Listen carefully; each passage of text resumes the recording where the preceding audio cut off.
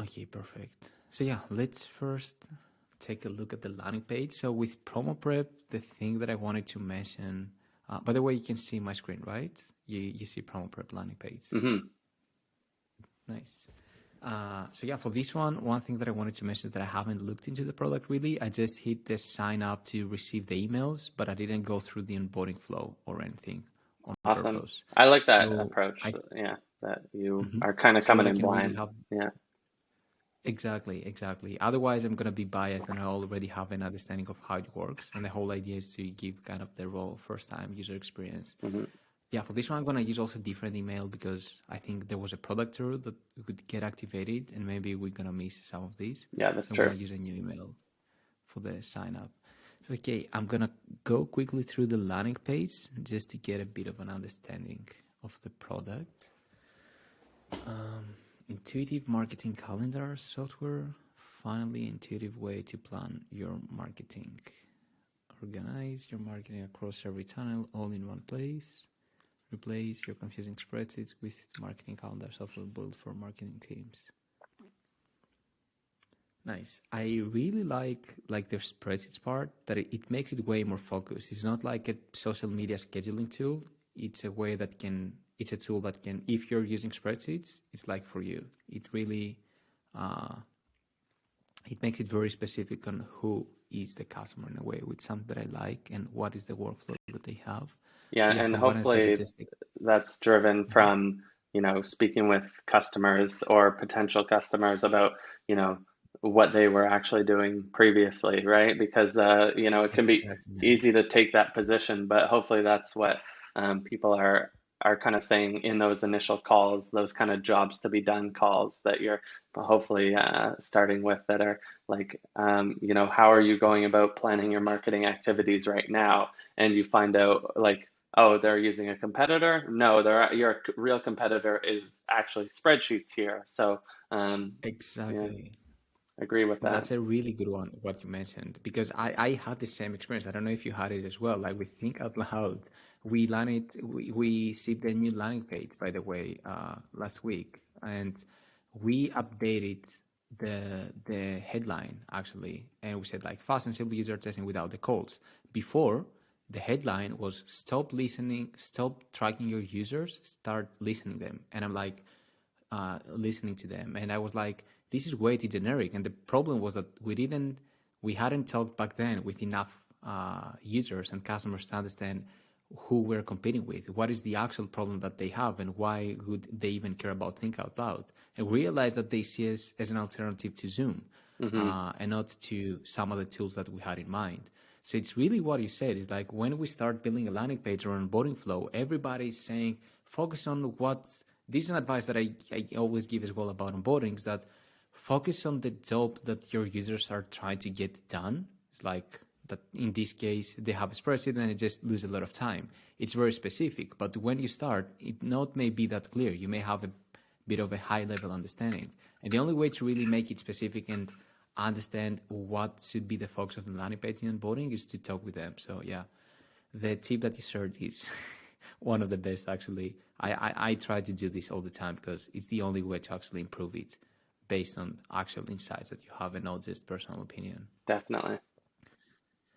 And yeah, the key here on the landing page, which is the thing that I like, is like the power of being very crystal clear and very specific on what value you offer. And keeping that in mind, I think that this could be actually the headline instead of finally intuitive way to plan your marketing. This is like a big kind of a high level promise, and it's the bold part. It's the thing that I'm gonna read, and this is where I can relate to the problem. So I would think of iterating on the headline to make it more specific, like this one. I I think that actually, it's yeah, I yours. recently did that with hopscotch, like where I think common advice from some people, like even Justin Jackson is pretty Mm-hmm. famous for touting this, is like replace your like flip your H1 and your H2. And I really tend to Exactly. like that advice because you end up, you know, burying the biggest promise down below. And I would say Exactly. in this case too, like it's maybe like overall it's kind of long, the three separate paragraphs, And so maybe finding a way to just focus that a bit more clearly would be good. Yeah. 100%. Totally agree. And I had the same experience as well. And I like an example that I saw from Harry Dry, the guy behind Marketing Examples, which is my favorite marketer at this moment. He shared the example of Ahrefs. With Ahrefs, you don't need to be an SEO pro to rank higher and get more traffic. It's like it really addresses the problems. Like Ahrefs is for you. It's like for me in this case, that I'm a guy that have no clue about SEO and I feel, oh, I really need to become a pro and learn about anything around, learn everything around it in order to be able to improve my website and rank higher.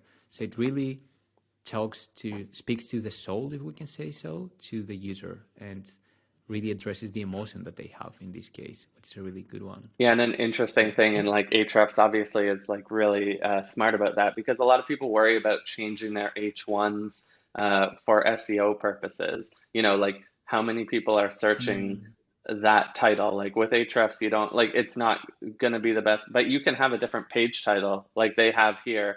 Ahrefs SEO tools and resources is the actual name of the page, but then with their H1 it's different and really focuses on the value. So you can actually kind of separate the page title that like Google search results is going to see, and this top headline. But yeah, that's a really great point, and really speaking directly to your audience, about the Exactly. challenge. And Yeah. this is the title we're talking about. Like what most of us do is like they could pick this as the main headline, which is like way too generic. I'm like, okay, I don't really get enthusiastic about this idea all-in-one SEO toolset. It's similar in this case. Find an intuitive way to plan your marketing. It's not like the same, but it's a similar thing where it's like high-level promise that can get me excited about, because I'm not like when I'm super annoyed by marketing, because I'm using scheduling content app for my social media accounts. I'm like, I never thought, I really need a more intuitive way to do it. Probably I would think, you know what, I use spreadsheets and it really sucks. I just need a better way to do it. So Yeah. this really speaks to my soul. Yeah, that's a very interesting point, man. Yeah, thanks for highlighting this and digging deeper into it. Okay, so let's see how to improve. Let's take a quick look. Okay, I like the brands. If your marketing team struggles to keep track of campaigns, activities, and the promotions that you have going on, Okay, It's kind of hard to 3 hear minutes. that. I'm not sure if it's possible to turn up, but you can also What's right? the volume. It's kind of hard to hear what Steve's saying in the video. Or In the video, yeah, yeah. yeah. I just had it on a low volume on purpose. Like, Oh, okay. I to be honest, I wouldn't really watch it. It's like 3 minutes long, so I'm just gonna go. I'm gonna fast forward the whole thing to see what the video is talking about. Actually, at this point, all I care about is just to see an overview of the interface and what it does. And what I don't like with the video is like I have to spend 3 minutes. The way that actually the video starts, like I don't know if you can hear it now. promote. One sec. Yeah. If your marketing team struggles to keep track of campaigns, activities, It's like it starts like a sales kind of a video. It's like if your marketing team is struggling with this and that and blah blah. It's like it doesn't feel that it like focuses on the. It feels like I'm gonna watch a sales video that I'm like, okay, I just wanna get a better understanding of what the product does and everything. So I would consider breaking the video into like small parts. I use the tool that I use actually does this, Tela, which is a nice one. Like you can have like slides and you can say, okay, for the next 20 seconds, I'm gonna talk about this part on how you can get this benefit. For the other 20 seconds, I'm gonna talk about that part on how you can get that benefit, and so on. Like it feels like 3 minutes for me. As a user, I wouldn't watch it. I would literally do what I'm doing right now, just moving the whole thing. It With the is fast forward. like there can be good parts to having a video, up front. If you're not able to, like, for example, provide a working demo in your website, like with Hopscotch, we decided not to go with a video, but you can just click start demo and it's going to show you what the tool is like. And so like Exactly. a good thing here could be like a demo, an embedded, version, or like a large, inlaid calendar kind of what Promoprep looks like. But yeah, that's not always possible, and so videos can be a good way to do that. But I agree with like the idea of like keeping it short and focused, and then maybe you can show a longer video once they get a little further down the road. Exactly. And actually, how this works, like, Hey does a really nice work on this. Like, it first describes how the thing works, like in features. And there is a video that I can watch, like 37 minutes. So, like, the 3 minutes, I wouldn't say it's like too long. Uh, as a user, I don't have an issue, like, even if it was like 10 minutes. It's just that I don't, like, for example, on YouTube, what I always use is the timestamps, like to see what are the chapters of the video, like to understand what I'm going to see in the video. That's the part that I miss. Is it a sales demo? Is it a video to explain me why it's so awesome and what are the benefits that I'm going to get? Like, that's the thing that I It's true, personally especially when miss. you start thinking about like if you're trying to bring in traffic from paid ads or Google search, like, and you're looking at the average time that users are spending, like out of a Mm, cold, like coming in from a cold point of view, then they're not usually going to be spending like 5 minutes on your web page. They're probably going to be spending, 35 seconds to maybe 2 minutes, like, exactly. and so trying to grab their attention quick is important. But yeah, yeah, I don't know. Exactly. I mean, I That's feel what like, I was trying to say as well yeah, it, for this one. Is Yeah, go for it, Trey. I was just gonna say, yeah, like a little bit of a tighter video could help, and or like you said, kind of because you're obviously not able to add chapters to a video like this, which is not hosted on YouTube, um, as far as I know, in something like this. But you could, You can actually do it with Tela. yeah. What you do is that you have slides. So when I go back and forth, I can see like a slide for a few seconds and see that, oh, now it's like a different topic.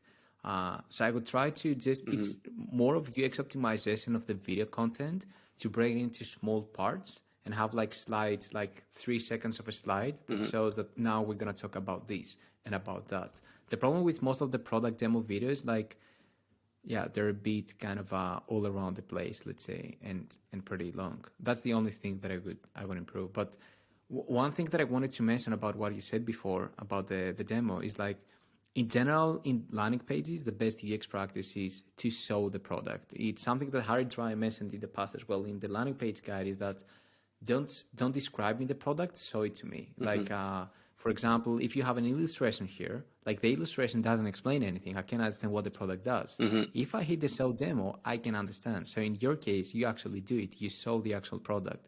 But as you said, it's not always possible technically, or is it super complex? So in that case, you can use a video. For example, Hey, there is no way to test Hey without creating an account and forwarding your email, actually.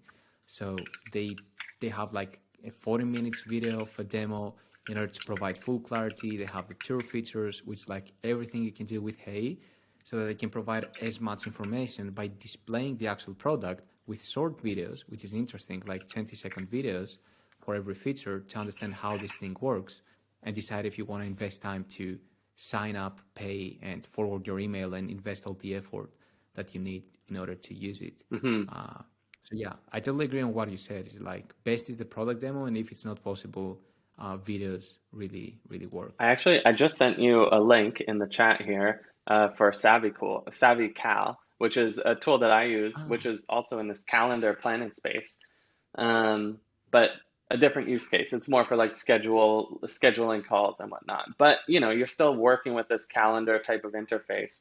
And oh yeah, if you just go to maybe an incognito tab, I think the website. I signed out, so it should be. Perfect. Yeah, so I Yeah, they love that really they nailed have. it. Like you can use the product in the hero section. That's Exactly. Yeah, that's a great example, man. Yeah, and even if you're not able to do this because that is a bit of an engineering lift, in some cases, like the MVP of this is like kind of having that embedded large screenshot of what your tool looks like, especially if SavvyCal has a great look to it, look and feel. And so you're really like highlighting the design and highlighting the product in a way Mm. that's going to make it shine. Like if that's your strong suit, is like designing and developing good product, then it's a really good way to show what people are getting into.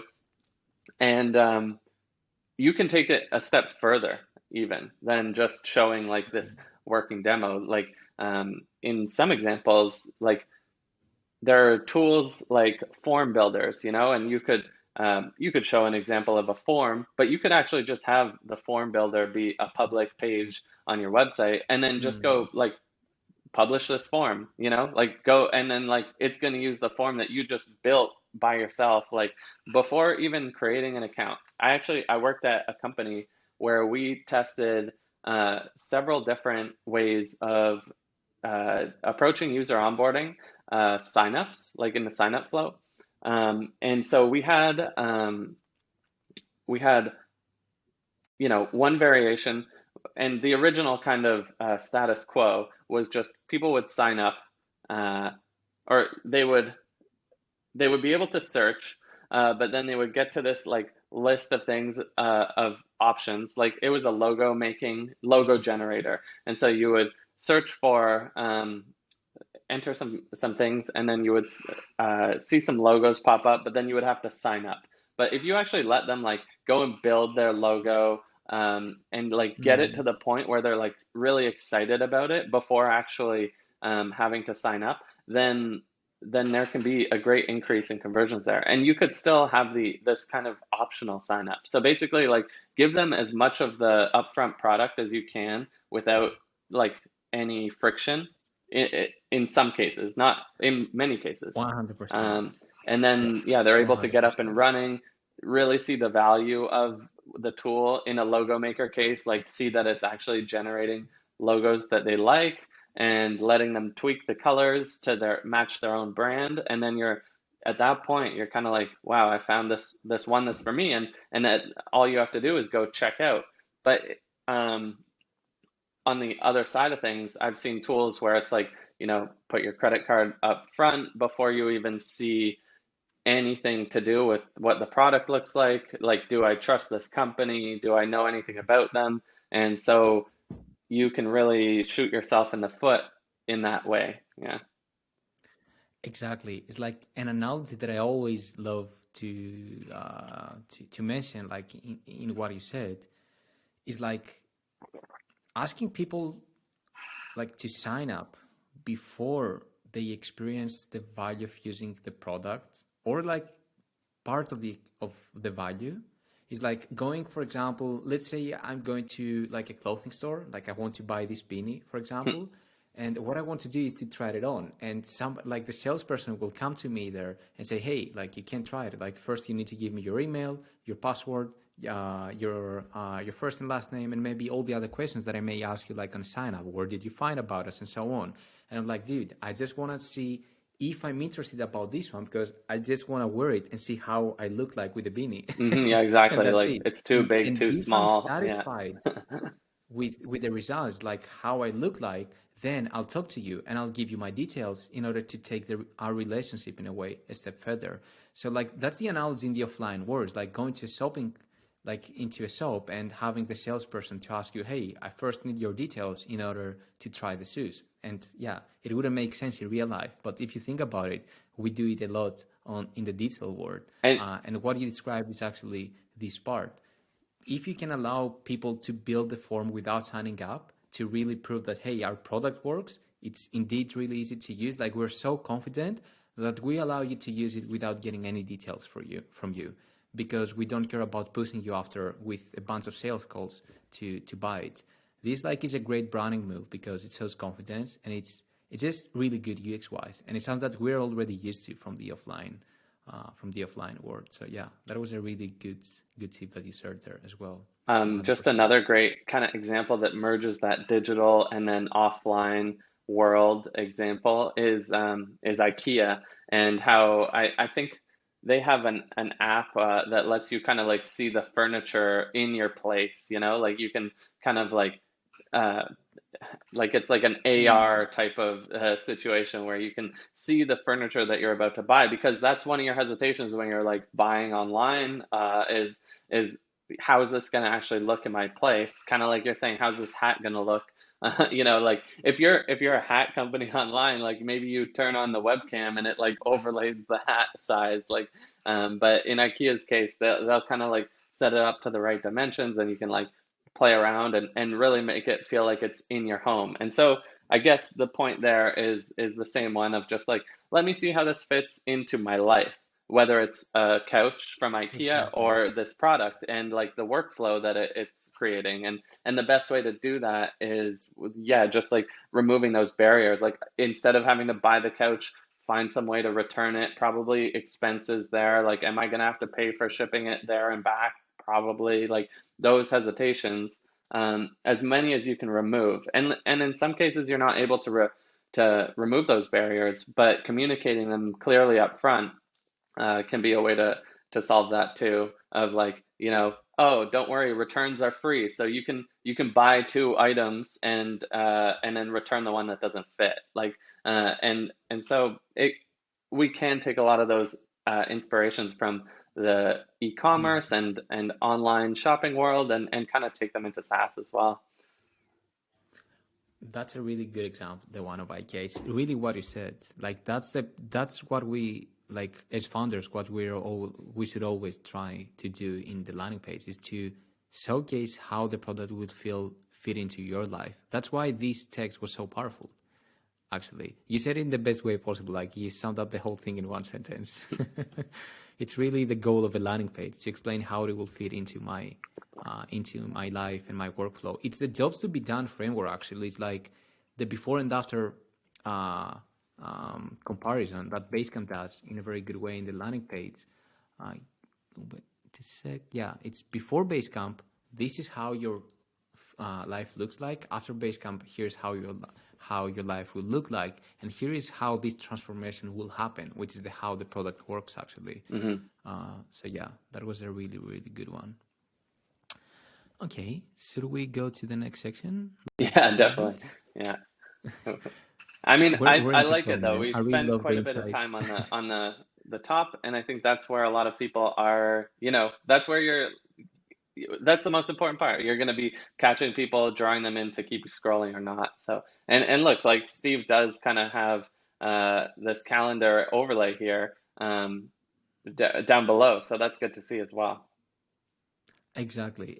And what you mentioned actually for the first part, it's what I don't know if you know Julian Shapiro. He's like one of my favorite writers. Yeah, And yeah. he has a very nice guide on writing well, and he's talking about the concept of hook.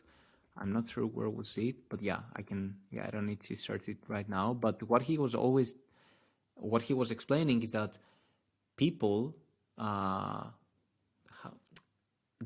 it's not that people can't focus, it's just that they're not motivated enough to focus, and the hook is it's like the first two sentences of your article, and in landing pages is actually the hero section. It's like, this is the hook for me to actually scroll and spend time, and in more detail the hook is actually the title and the visual, and then the supportive elements like the social proof. Yeah, which is So it's worth what you said calling as out well. too. I do like that he has the social proof. It could be helpful maybe to say like our Exactly. customers, like give it a title. I'm assuming they're customers, but I know it's common Yeah. just to have the logo wall. And also maybe, I don't know, like I could see just from a design perspective, because they're all sorts of different colors, that actually just putting them all to black and white could be helpful visually, just because this page does get a bit cluttered. I find, especially before this video starts, if you like refresh the page, um, I know it's kind of a common pattern right now in SaaS, but like having these kind of like arrows all over the place, you know, like see how to improve like that, the text, like someone hand wrote over the screen and then pointing to it. Like it can be good in some ways, but it can also be a little bit much, especially as we start to scroll down. I find there's like, it can be pretty busy on the screen when you have so many elements and different colors. Yeah, that's a good one. And also, like for the customers, like maybe there is this information below, but I would try to mention what kind of customers they have. For example, I see Hard Rock, the software, like I only know Hard Rock from the logos, but the thing is Promoprep like an app that I can use as a solo founder that is working with a content writer and we need a way to schedule my social, like my Twitter account for the educational content that I put out? Or is it for large teams? Like, will be there so much complexity and features that I don't need and I will have to pay? Or is it a product that is for small and big teams? So that could be addressed in the label as well. We're trying to do it on Think Out Loud. I'm just going to share it as an example. Sorry. Here, like we say in startups and scale ups. So we mentioned that we're for small teams and large teams as well. So yeah, it doesn't have to be complex. Just some copy there could be helpful. And one thing that I've seen done well for that, and I mean, he does in that little snippet up top, kind of say like for your team in that little video overlay thing. So that does kind of help share like, okay, this isn't maybe just for a one person team. Yeah, where does it say? I guess it would be nice to say, you know, for your team to plan your marketing, though, in that kind of initial, like, it's only really shown where the video is there. And then what I was going to say, though, one nice example that I've seen is when you get to like a pricing page and it will have the different tiers, and then they'll kind of have example logos for each tier of what companies kind of fit into the different tiers. So you can say, oh, if I'm like this smaller company, if you recognize the brand, like, I don't know, Hard Rock, and they're on our, you know, $500 tier, then you may position yourself as a customer, like kind of self-select yourself into a certain tier based on that, based on what logos you're recognizing on the pricing page. But yeah. Also, one more kind of thing that we even grabbed over from the Ahrefs example is kind of showing itself here in the what we were saying, like finally an intuitive way to plan your marketing. You know, they kind of put that more generic part down below with the all-in-one SEO tool set. Steve actually already has, he kind of repeats his H1 down below on Promoprep. And it actually makes it more specific. That's the thing that I wanted to mention, like that I realized that it's not clear to me as a user is what does plan mean actually? Is it scheduling or is it also, where does the content creation happens? Because it says replace your confusing spreadsheets with marketing calendar. So my question is, can we collaborate on the content creation as well? Or is it just about scheduling it? So like plan is like the high level promise. And what they do here is like, it's like breaking what plan means into 4 bullet points. So in that case, it will be interesting to have it as like, it could be even the south side, like that you can write, collaborate, organize, and schedule and publish your content through Promoprep, for example.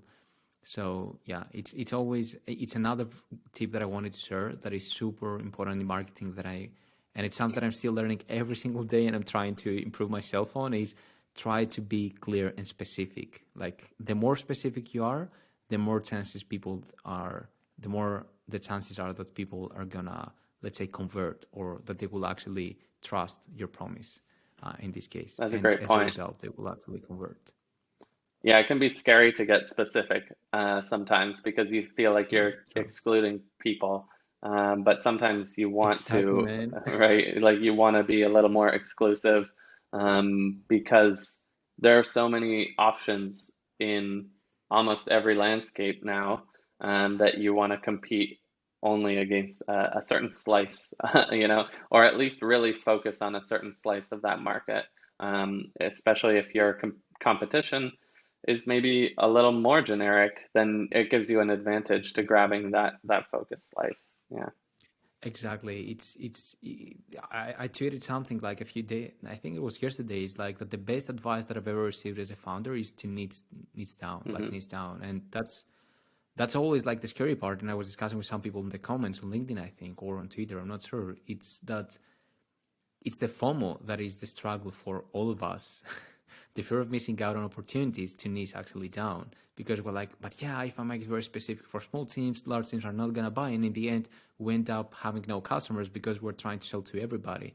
It's like what they always sell, like be the best in your category and slowly expand to more categories, to more kind of industries and so on. So yeah, it's what you mentioned actually. It's there's a bit of a fear there to actually become specific because you feel that you leave some people out. But yeah, that's in the end that's the right thing to do. Yeah, and in Steve's case here, like taking it back to what we're looking at, maybe it is, is it that scheduling part or is it the collaboration part? What is the like collaborative editing and creative planning, or is it just the scheduling and focus on being the best at one of those things? So, yeah. Yeah, totally. So let's see. The intuitive way to plan and track your marketing, easy to use marketing calendar software for better planning. Auto alerts, keep around the loop. By the way, I love the highlights. I find it's something that I always recommend to our fellow founders. It's one of the best ways to explain a UI because if I could see the screenshot, I would be like, okay, here's a nice UI. But now I can really see the value and the jobs that I can get done through these. So auto alerts, keep everyone in the loop, pre-filled holidays for better planning. Nice, that's smart. Track performance from Google Analytics or Shopify. Oh, that's pretty powerful. So you can even have analytics in it. Like to see the sales of every day or something like that. I'm not sure. See what can run last year with one click. Okay, to compare with past activities, change your calendar view with customized filters. Calendar filters, marketing channel activity. Okay, yeah, that's a really good one. It's like pitching the ideas like what we always do like in landing pages is like I'm gonna share it on Google Maps. I'm gonna share an example with Google Maps, like a metaphor analogy basically. Is like you're zoomed out and you're slowly zooming in into the product, like as you scroll. This is what actually happens. And you describe like specific parts. So I really like this kind of overview where like I see the bigger image, like, hey, here's the app and here are like 6 cool things you will be able to do. And the more you scroll, you should be able to get more clarity on every specific part. So big thumbs up on this one. As a validation, Basecamp also does it in the here section. So if they do it and they make millions, for sure, it's something that it works. Yeah, it looks like there may have been So some yeah. inspiration here from them. I guess, the one thing I would say is like, I don't know, maybe some of these, making sure that they are like the right things to call out. And it feels like we're still like pretty high level here. And maybe, there's some things like changing your calendar view with filters, like seems like more of a feature call out than, I don't know, what is the problem I'm trying to solve still. Like I still want to make sure That's that it's true. solving my problems. And so obviously there's that larger part of the problem. But if I, and again, you'd have to speak with customers because this doesn't really like, I can't really answer this, but understanding like what those smaller parts of the problem are to call out in here would be helpful. Because like, would a customer say like, the biggest problem I'm facing right now is like, I can't filter my calendar? Maybe. And so maybe that's like the right thing to have here. Or like pre-filled holidays. Like my calendar doesn't have holidays. I don't know if those are addressing like the biggest challenges that the Totally. customer is having with Totally. um, planning their Yeah. marketing. It may very well be, but like it could be good to just again speak with some people who are using your product and asking them like, what are the main things like that made you switch to this? Why, like, what keeps you using it? What features, or if you want to get into features, I think some of these are worth calling out maybe further below, when you get, like you said, zooming further into the product in maybe a features section. But up here, it feels still more like we should be focusing on the use cases and the problems that it's solving. And if that means like taking out 1 or 2 of these just to have, oh, you only actually have to read 3 things, but those are like really speaking to the problem I'm trying to solve, that could be very helpful, I think. I totally agree. Actually, the thing is, you want to like. I totally agree on what you said, and it's actually like in one sentence what you said. The way that I see it is that first talk about the benefit and the value that I will get, and then explain how you provide it to me, which is the actual feature. So here I see the auto alerts keep everyone in the loop. So like in this case, it explains the problem a bit, like because it says that the problem that we solve with this that everybody's in the loop, but change your calendar view with customized filters. Like, okay, how can this be helpful? Why should I need like a different calendar view, for example? So for this one, I totally agree. Or over here is like, how can the performance analytics can actually help me on scheduling my content? So describing a bit the problem that you solve and the value that you provide before you actually pitch the feature is a great tip for sure. And when you present features in this way, it's the way, like the title is where you describe the benefit, and the description below is where you describe how you provide this benefit, which is like the how it works part. And also, like on this one, I would like to add is this part of base camps, like before switching and how life is after. Like design wise, not the best example, like in terms of UI, because like very text heavy and based on testimonials. But what I would love to see here is the old versus the new way. For example, the Riverside, in their hero section, they have, not below, I think. Yeah, they have something that is pretty cool. It's like, here's how it is with Zoom. Here's how it is with Riverside. It's like super clear. Here's what you get with the old way. Here's what you get with the new way. And that's something I would love to see here as well. How my life looks like with the spreadsheet and how it's going to be transformed in a way.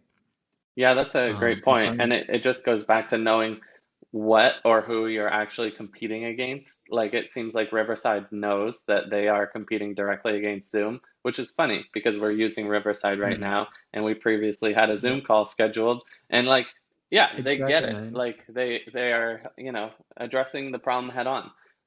And yeah, maybe Steve could do a bit more of that with Promoprep positioning against the current solution.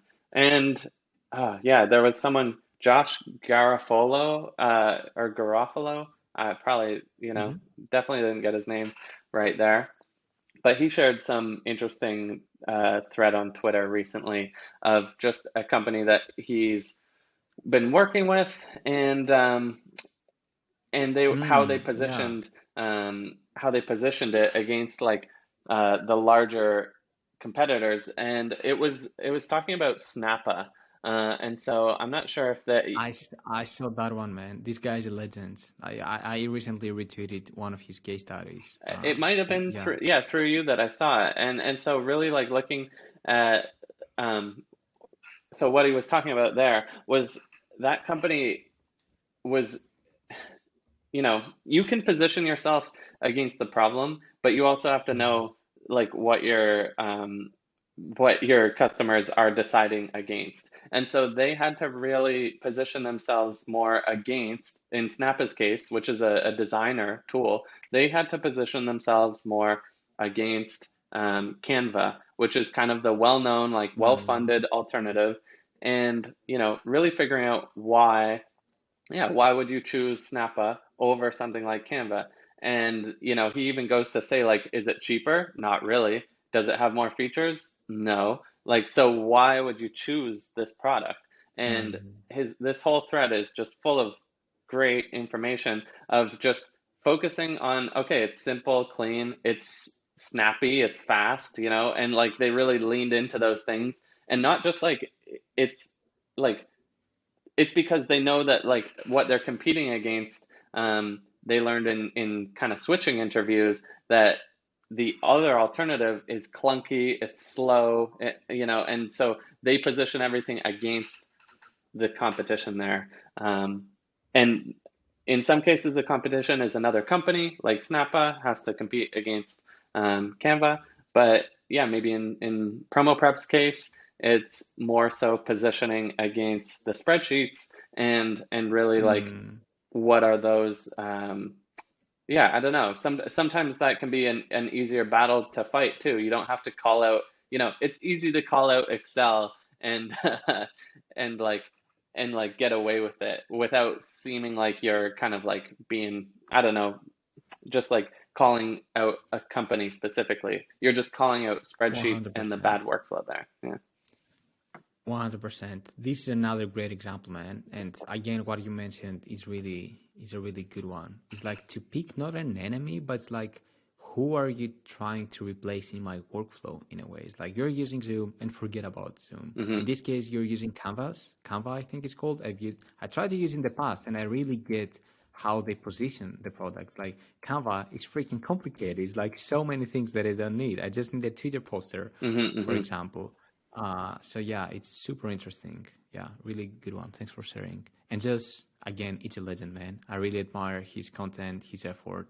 Yeah, I'm subscribed to his stuff. He's just great. Yeah, I didn't And realize he's like an upcoming. he was Canadian, but he lives like close to where I used to live, and yeah, it's great. I don't know, it's cool to see uh like just things like that, like some of these legendary people, him, Romley John, like are these Canadians that are coming up out and just like putting out great content for everyone that is like extremely helpful. And Josh Yeah, is one of those people. Yeah.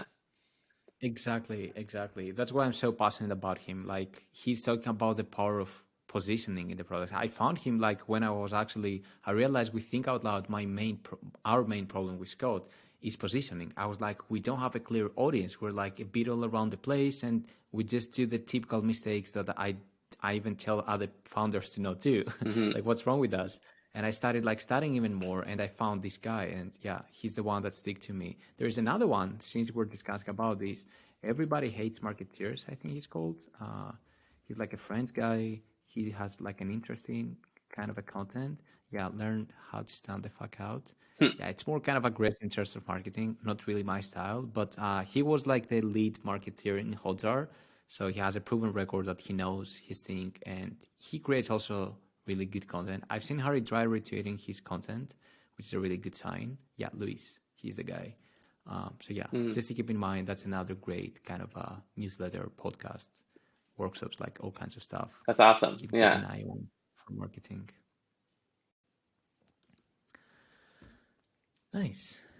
Cool. So yeah, that's about this part. As we said, explaining more the value that you will get is a good one. And then we see, let's see, no more disorganized spreadsheets and disjoint tools. And then I see testimonial. Say goodbye to frustrating planning spreadsheets, disconnect email chains, consolidate everything. Since we started using Promoprep, we've been able to share updates within our organization with all our partners in one simple task. Using this platform has ended the days of messy mail threads and redundant conversation about our promos. Okay, so it feels like repetitive. I'm like, it's still high levels, like no more disorganized spreadsheets. Okay, say goodbye to the spreadsheets, no more spreadsheets. Like, I get it. I won't have to use spreadsheets. And then I say testimonials. So I could make it more specifics, like, how do you empower me? Like, give me one of the ways on how you empower me to drop the spreadsheets and show it to me. Like Basecamp, like Hey.com actually did, the Basecamp team with Hey in here. It's like they pitch the feature, like in your case, in Promoprep case, you want this to be the benefit. You describe how you provide the benefit, and then you have a visual that proves that you actually do it. And it also provides a visual on how that explains how it works. It doesn't only prove that you're saying the truth, but it also provides more clarity on how you actually do it and not just text. So I would make the testimonial smaller, move it over here and add a visual and make this more specific. It's like specificity, as we said, it's the most important thing.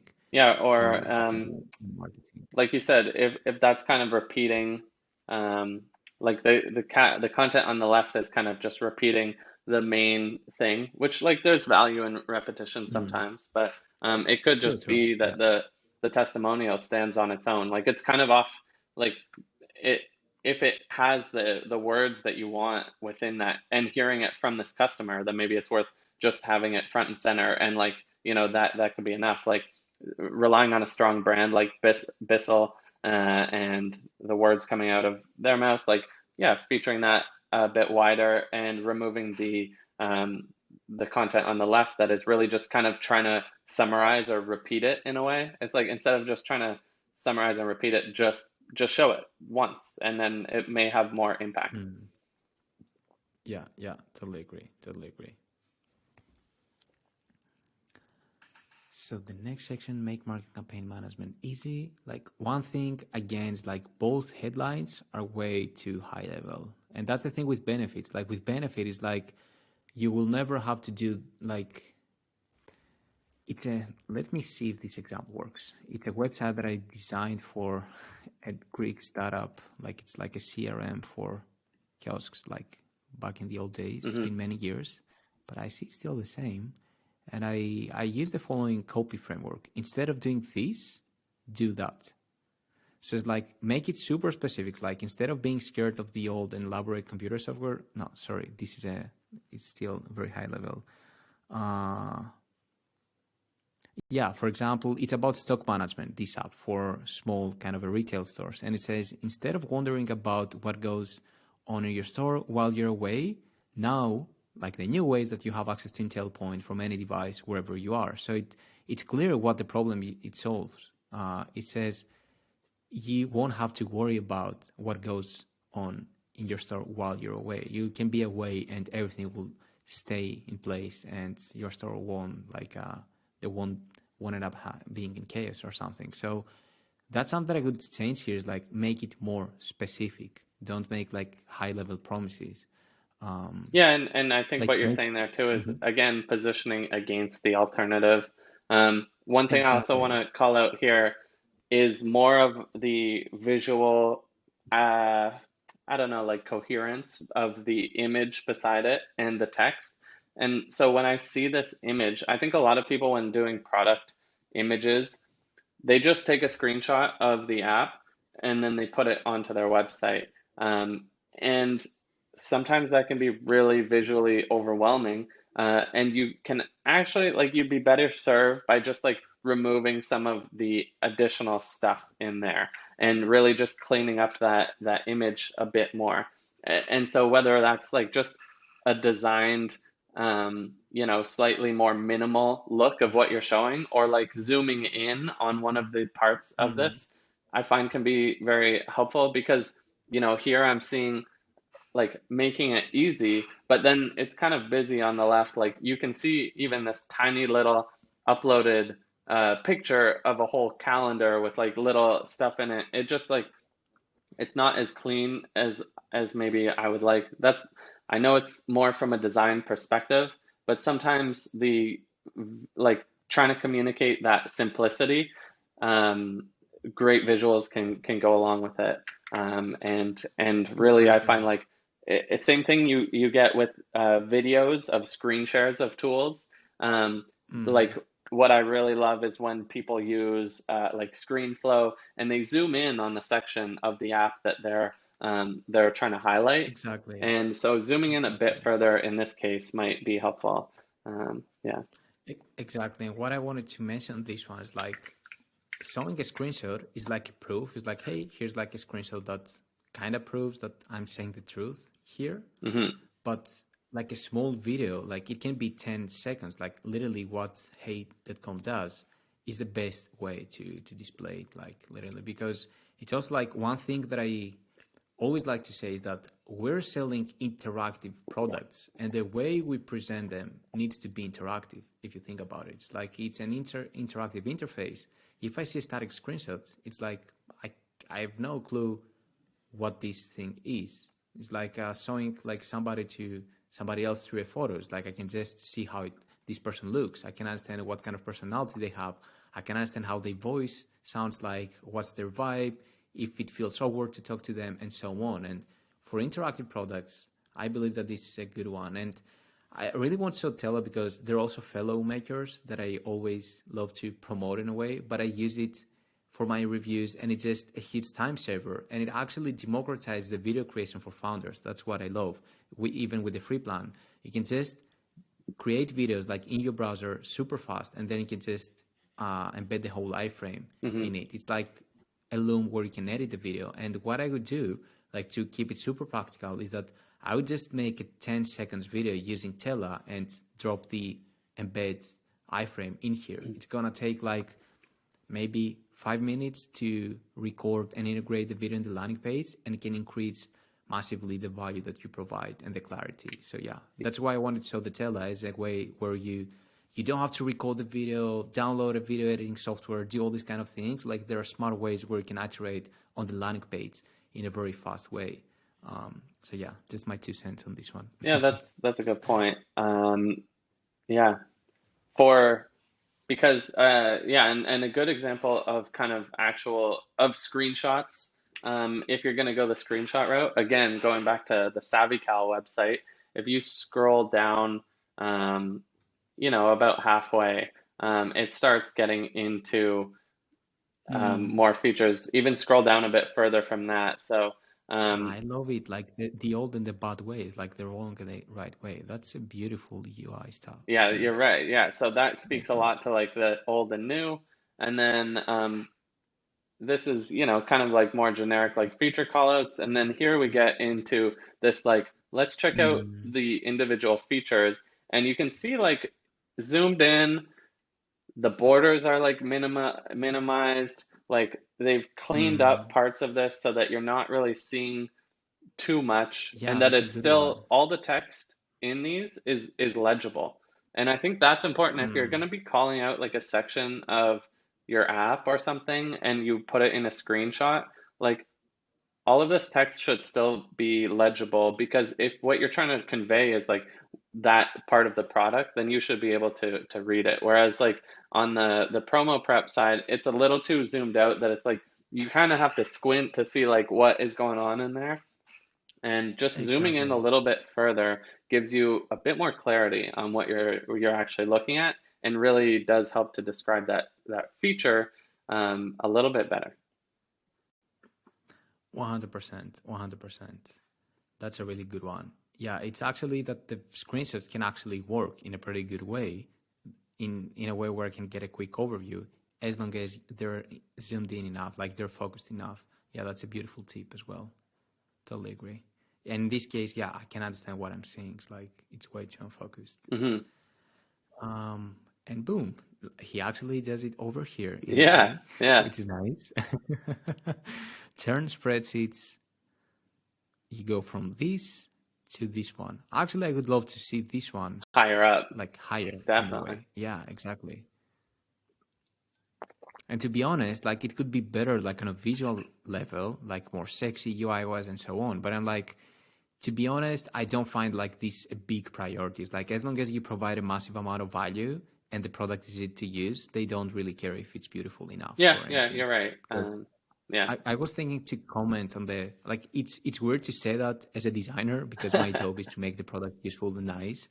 But being a founder as well, and putting myself into the people that I serve, like when I'm doing freelance gigs, is that, of course, we can do it better and more like visually better, and we can make it look beautiful and so on. But it always comes to priorities and how much time and money we have to invest, and if it's a priority right now.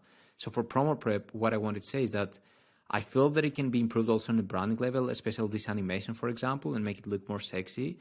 But in the same time, I don't see it as a big kind of a priority at this point. Yeah, I agree with you. Like you can improve the way these assets look.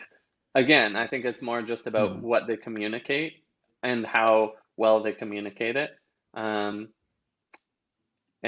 yeah, like if it looks sexy, then that's a plus. But it usually isn't make or break if you're solving the problem. It's also interesting here that they speak to like built specifically for marketers, and they're actually speaking to like who they're addressing. You could even maybe get more specific with that, like marketing teams as well. Exactly. Yeah. I love this one, by the way. It's from Men in a Group. I'm not sure who was the kind of a Yeah, it's Aaron Walter. Like, the pyramid of needs, of human needs. Yeah. First, that you need to be safe and so on. So this is on a UX level. First, it needs to work without many bugs, functionally reliable. Then it needs to be easy to use, and then it needs to be pleasurable. It's like to feel really great to use it. If you nail all of them, it's great. But the visual side of the product is over here. Yeah, that's just like there is even a UX theory that proves in a way that, hey, it's like if the product doesn't look beautiful, it's fine. And the best example is Amazon. It looks ugly, but it's easy to use, it's fast, it solves the problem, and people use it, even if it looks ugly. So yeah, I that's think more of a comment on this aspect? Yeah, they're probably, and I don't know exactly what it would be, like what the pleasurable part of it encourages or like solves. You're right. Like you can still solve problems. You can get to 1 million ARR without like, a pleasurable experience, like as long as you're solving the problem. And then I guess like what is it that pleasurable part takes, to the next part? But we often don't have to worry about that as like solo founders or, small teams. Like we kind of just have to focus more on just, getting more people using it and kind of speaking to their problem better. So yeah, I really like that advice. As much as like I've been calling out some small design things here and there, I always think it can help a bit if you have the opportunity. But you're right. Let's like focus more on some other parts. Exactly. And like it's interesting, like it's a bit related, just a funny tweet that I wanted to share that I saw from Peter Levels yesterday, is that he says like a good example in the wild of it doesn't matter how broken your site is, as long as you have people who want to pay you money. And it's like a screenshot of somebody that dropped him a message, hey man, like I can't pay, like the site is broken. I think it's for the remoteok.io, the job listing website that he has. And it's like, this is more of a kind of an edge case, kind of a more hardcore thing, like because the site needs to work. But if you really provide value, even if it's broken, people can find out. Of course, you will have a drop off in the conversion, but it's a fun kind of a tweet that reminds me this thing that we're discussing. It's like, first provide value and keep it simple to use, and then make it look beautiful. Because UI, I won't lie, I'm more of a UX and strategy designer. UI is tricky, man. Like to get the typography right, the shadows, to make it look and feel like sexy with all the gradients. Like Savical is doing an amazing job on this one. They have so many small details instead of boring screenshots, they just cleaned up the whole thing. They added the background with the soft rotation, the gradients, so on. These are beautiful, but if you can't build them, what I'm trying to say as a designer is that you shouldn't worry too much about not being able to do this on your first versions, like for your first customers. Yeah, and take away the good design here, and it still has those elements that you need to be describing, to be supporting your sales messaging here. So exactly. Let's see. So this one should be higher because it also addresses the audience, which is another important thing for the landing page, is talk to the audience. Like ideally you want to call everybody by their name, that, hey Jim, Promoprep is for you. It's like to even know the name of the visitor, but of course we can't do that on web. You want to address them by title. It's an iteration that we didn't think out loud. Before it was like for people. Now it's for designers. It's like, even here we say loved by designers in startups and scale-ups. Over here we say like design like a pro. It's not like build products or high levels, like design, because you're a designer. And by designers for designers, we constantly like keep repeating that we're a product for designers. So in this case, it's always good in the landing page to address your audience by their title, which is in case it's marketeers. So thumbs up for this one. The more you do it, the more you do it, the better it gets, actually, in the landing page. So build specifically for marketers. Promoprep gets everyone on the same page, include your marketing. It's built for marketers. It's funny they pulled the same line. Yep. Yeah, and so I think you're right to like, keep that, like this does just feel like there's, especially that graphic there, something to move further up that speaks to the, switching, like the reason why you're switching or what you're switching from and what you're switching to. Exactly. Teams of all sizes love. Okay, so he finally addresses the audience, like the question that I had before with the logos. It would be nice to have it also here, but I see that he's mentioning here that whatever the size of your team is, it's fine. Allocation to efficiently manage, building collaboration. Okay, some more features. A testimonial looks cool. Get started. Okay, so for the landing page, what I miss, like in general, is a clear how it works thing. Of course, there is this link, but it's just the high level overview of the two things that you can do. Like my problem with this, like the only thing that I got from the landing page is that this was the most useful thing on the how it works, because I can say that, oh, these are 5 things that Promoprep does for me. Other than that, the only thing that I got from all these sections is that, hey, here's a tool to replace your spreadsheets. I didn't get any clarity on what is the actual thing that is going to help me to do. So that's the main issue that I see with landing page, and the thing that I would improve is to provide more clarity on how it actually works. And if you wanna, like, if they want to keep it on the how it works page only, then you can drop the content and make it like hey.com, where in the landing page, in the homepage, they just have the testimonials and the mission. So it's like, do you want to learn how it works? Click here. It's very clear. They don't have the sign up, which is super interesting as well. Yeah, they are specifically taking more of a longer funnel approach, putting you through from one page Exactly. to the next page, and then probably the sign up from Exactly. there, or maybe it's even the pricing page. I mean, I feel like cutting out those steps can be helpful in some ways, and trying to, Exactly, yeah. man. And to be honest, like, it totally makes sense. Like, I think about, for example, Love at First Try, my productized service. I have the main call to action to be the order review, but this is like very selfish what I did here UX-wise. That's what I just realized. This would be the main call to action, and this could be just a subtitle, or I could even drop it because it's over here and it's sticky. So that's an interesting thing. What they do. The main call to action is see how Hey works, and you can try it for free here, and Yeah, it's still sticky. and Hopscotch And as well has a similar challenge there. It's like it's calling in the title, or in the like up here it says get started and show demo. Like, you know, Mhm. first of all, like, to my own criticism, like maybe should have the same terminology, get started and sign up. They should either both be get started or both be sign up. But True. also could do the same thing of just have show demo, so it gets called out earlier. You're not really like putting it as the secondary action. And then, further down the page, uh, people know how to like sign up, especially when there's a big blue button in the top right that Exactly, follows man. you. And if you do get to the end of the page, at least there's that action. If you've designed your page functionally well, then you probably have it at the very bottom as well to have that, sign up call to action or pricing call to action, whatever it may be to get a demo or sign up. And so, yeah, I think, that's something both of us can take away from this as well, which I've really enjoyed this conversation, because a lot of this is easy to, see on other people's sites and Mhm. then go and take back to what we're doing as well. We're not perfect either. So, Exactly. yeah. That's why I love keep doing freelancing while I'm building my own products, is because I have a way to see mistakes that others do and correct myself as well. I don't know, it's like a really weird thing on a psychology level. It's like that it's easier to advise people to not do something, Hmm. and then you find out that, oh, I also do that. Like I saw that we think out loud. I've worked with many companies that I help them to fix these things, but once you do it for yourself, it's just so different. And I Hmm. really love, like, for this one, it's another topic that I wanted to mention is like the fear of being different. Like what Hey did is like, you know what, we don't care about the landing pages and what they have.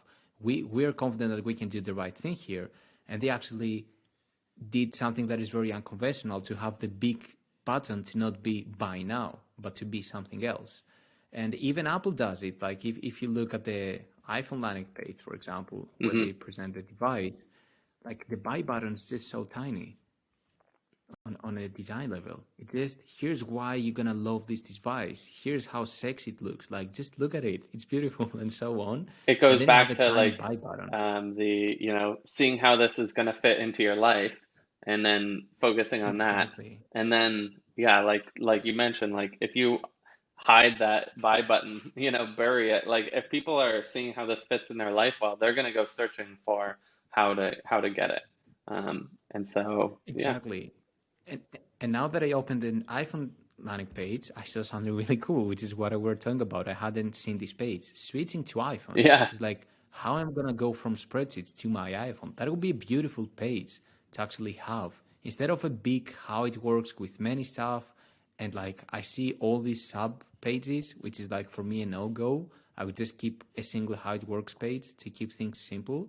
that would be a beautiful one. It's like switching to Promoprep from spreadsheets, and here's like step by step how you're gonna do the switch, and they present in a beautiful way. It's like, yeah, many ideas on a visual level as well to copy from here.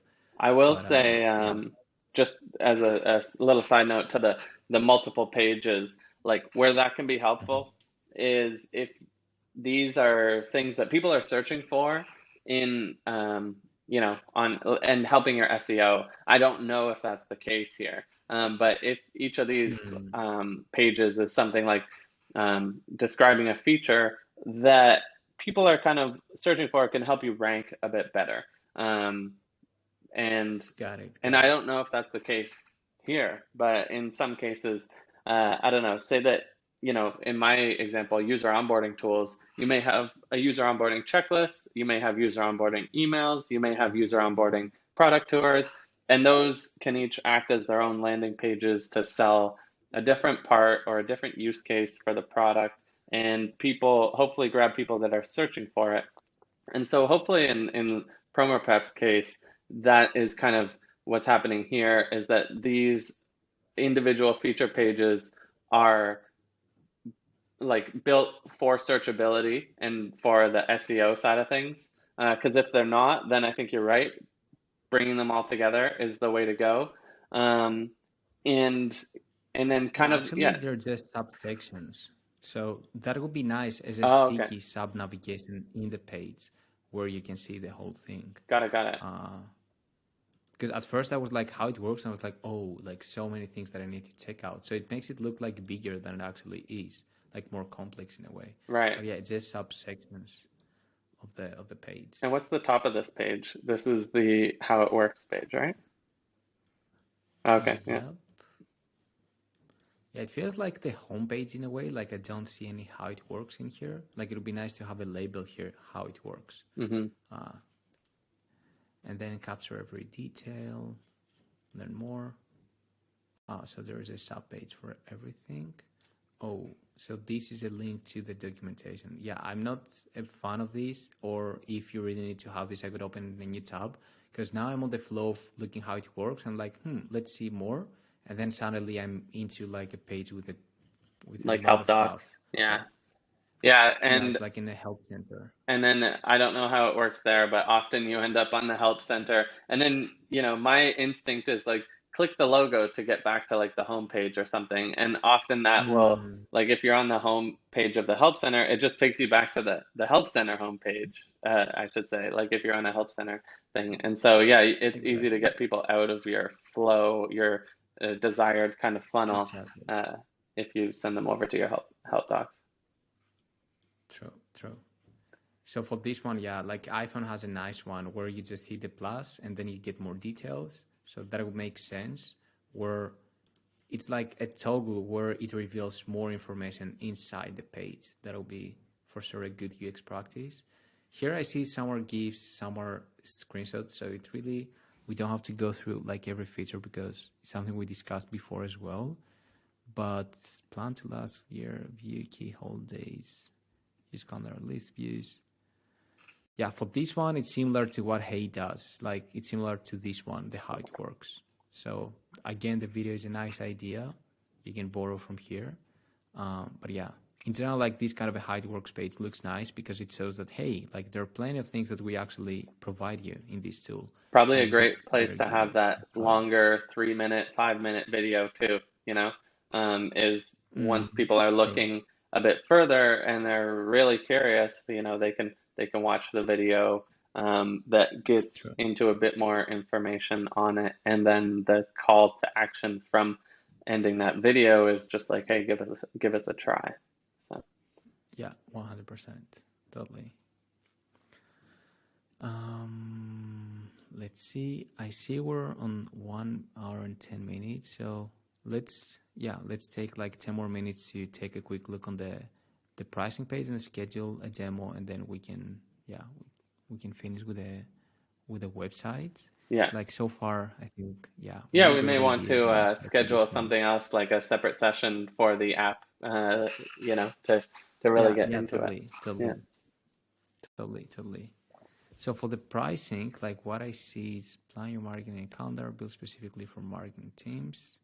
Okay, that's a good one. Again, you talk to the audience straight away. Free for individuals, pricing for teams. It's also interesting. Like here, That's he a good does one. call out, or they call out that it's for marketing teams as opposed to just for like marketers. Though they do have an individual plan I'm seeing. So, so it's just interesting to see that. Like, you know, it would be nice to know like what are the majority of people signing up for this? Are they on a team or are they just like one-off marketers and or like solo marketers, or are they marketing contractors, or you know what does that look like there? But it looks like he has a plan for both. So yeah, Yeah, exactly. And I love also that he has the field over here instead of a different page. So that's a really good one, UX wise as well. right, yeah, that is good. Again, a One less step. quick bit of demo. Yeah, exactly.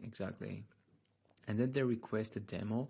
I would actually move this one over here. It's like, okay, are you not sure if you want to get started? Request a demo. Or actually, instead of request, schedule a demo. Schedule is more direct. It's like you're going to get your demo. Here's like I need to request, and then I'm not sure if I'm going to get it. So Right, I would have below a link is like schedule a demo. It's over here, but it's just surrounded by like 6 other links, and I may not see it over there. So I would for sure add it over here because I'm like, maybe I want to give it a try, but I'm not sure and I'm not in the mood of like trying it out. I would prefer to have somebody to guide me through it. So it totally makes sense on a UX level to have it next to the main call to action because that's the moment, like when I see this button, that's the moment that I'm going to think, oh, I may need it. I think I prefer a demo. yeah, and it So may make the sense button is there here. for you. I'm just thinking from a from a founder's perspective, like to put it only under the pricing for teams one, because if True. it takes a lot of time to make these demos for individuals, especially seeing that it's a free account. Yeah, I can understand not really wanting to go forward with demos in that case. But I do agree that like having the request a demo, not sure yet, request a demo can be a helpful thing to have here, especially since he does have it on the site. Like it's not like we're suggesting a new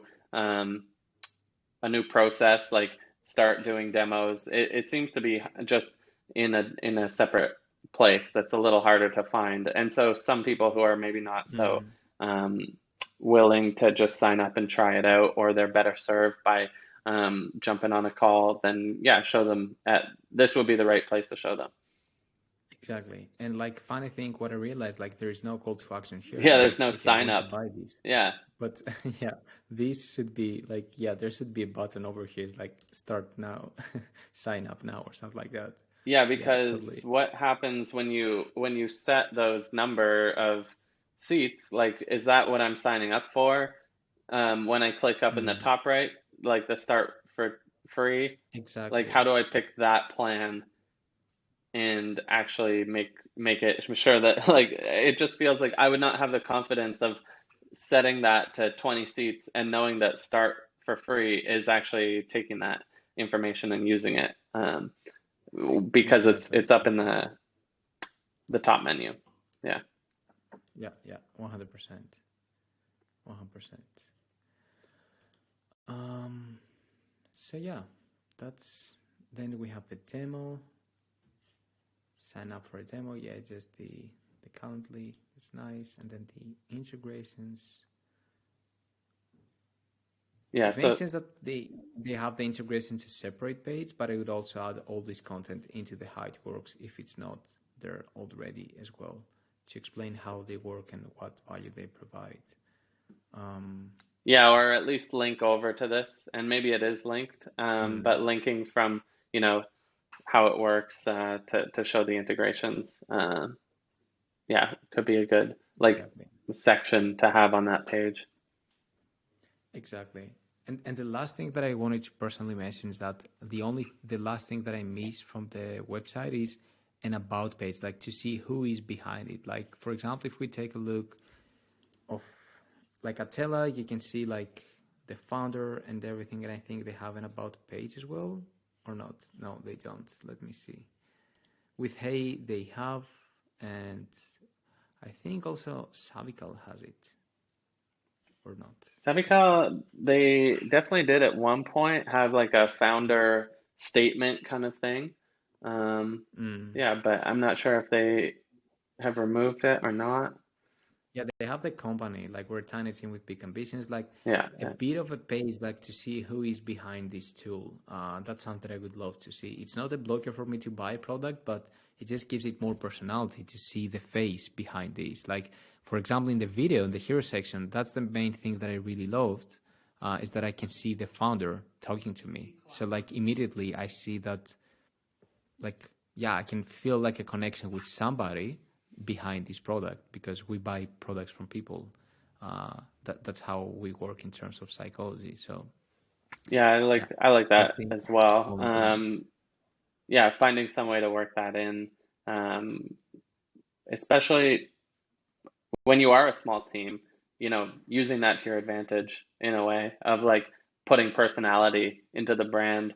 That's something that larger companies can't do so much. And so if you're Mm, up against exactly. it kind of goes back to Josh's tweets about Snappa versus Canva. Like it's kind of that same David versus Goliath play, and like you want to give as Mm, much light to David and shine a good light on the main character there as you can, and so kind of just highlighting what may be seen as weaknesses, flip them, or could potentially be like flip those into the positive side of it, you know. Oh, it's only mm. a team of one, but no, it's like you're getting direct founder support. This is the person you're buying from, and I'm like, when you schedule a demo, I'm going to be on that call with you. Like those things can help to build trust if worded properly. 100%. 100%. Yeah, it's really like the thing that you feel that it's your weakness can be actually your power in a way. Like your superpower is like you're buying a product from like you're gonna have support from founder, and you buy a product from a small team that is really passionate about solving this problem. Hmm. Because things that we've seen like with Zoom and big corporations, like they don't give yeah, they don't care, let's say politely, like they don't care about UX at all. It's like they don't care about having such a great customer support and product experience. So that can be your superpower in a way that it's like the local shops. Like you buy this kind of let's say you want to buy cheese or meat or whatever, and you buy it from a local store, and it just feels better. It's same on the digital world, unless if it's like something privacy related that you're like, oh, like if you buy your phone or your car, like you need to make sure that it's somebody that you can trust and that is legit enough. But Yeah, in this yeah. case, buying from a small team is actually a good point because it has, yeah, Yeah, more and like you craftsmanship said, features. it's not for everything, and sometimes you do need to just like see how it's going with potential customers, talk to them about like Mm, their expectations. Like it's something that um yeah, certain things just feel like they need to be bought. Like there needs to be more trust built in, and it does help to kind of remove the like to make it seem a bit bigger. But in many cases, it's probably um, just as good or yeah, better to position against the larger brands and not try to just fit in and become another larger brand or appear as another larger brand. Yeah. yeah, yeah, totally, totally. Well, that was great. I think we covered a lot here. I got to Yeah, go man. down some really interesting kind of like side adventures into other great examples of people's sites that are doing some things well. I think overall too for Promoprep, like we did see that a lot of the things we called out early on ended up being on the website, and maybe just a little further down. And so some of this might just be a matter of like almost shuffling or reorganizing, right? Totally, Yeah. totally. Yeah, And yeah, if totally. I don't know, do you have any closing thoughts on kind of what we've seen here and maybe like any direct actions that we would recommend, or aside from the reorganization, or is that pretty much kind of like I would say, yeah, the reorganization of the content, like the flow, I could rephrase it to flow of the contents. Like it's the metaphor that I used with Google Maps, like the zoom in, zoom out, where you see the bigger image and then you slowly zoom in. So what I would do, I would simplify actually the landing page and how it works, and I could improve these like UX wise for sure, because it feels like intimidating at first to see all these. And yeah, the videos, like replacing the screenshots with small videos that fully display the value, is something that I would personally invest time into doing, because it just makes it more believable and easier to use. And the pricing page fixes. These are the main improvements, like the core improvements that I would personally do. In general, like it's a good landing page. Like there are many best practices that they used actually in here. It's just about taking this step extra, like further in a way to make it really good. And so what do you feel like this, when we jump onto a call next week or whenever we get to, into the product, what are you expecting that this tool is solving for you when you come in? Let's see if we have a good understanding of that based on the website right now. A nice question. Yeah, a UI that is really focused on the calendar side. That's what I expect from the landing page. Like the main view will be a calendar, and everything will be around the calendar. And then I expect something that includes like creating the content and planning the content. It's like content creation with collaboration, and also actual scheduling and automation of the publish flow of the content, let's say, where I can publish my content through this tool. Yeah, and it's interesting to think about, like, I still don't have a clear idea of what the content might be. Like, is it all marketing activities? Like, is it tweets? Is it new campaigns, that email campaigns? Is it new, product announcements or blog posts, like those things?